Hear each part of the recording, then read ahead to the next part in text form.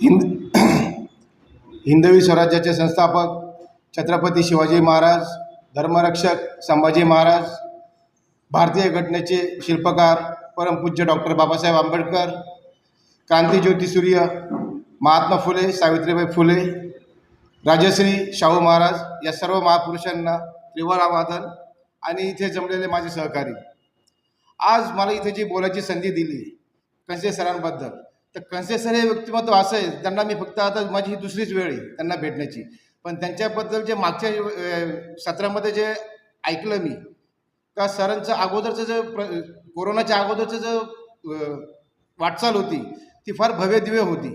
त्यांचे मोठमोठे होल्डिंग्स वगैरे पूर्ण महाराष्ट्रात, उत्तर महाराष्ट्रामध्ये लागायचे. पण कोरोना काळ आल्यानंतर सर थोडीशी परिस्थिती खालावल्या गेली. त्यांचं जे कार्य आहे ते थोडं तिथे खंड पडला गेला.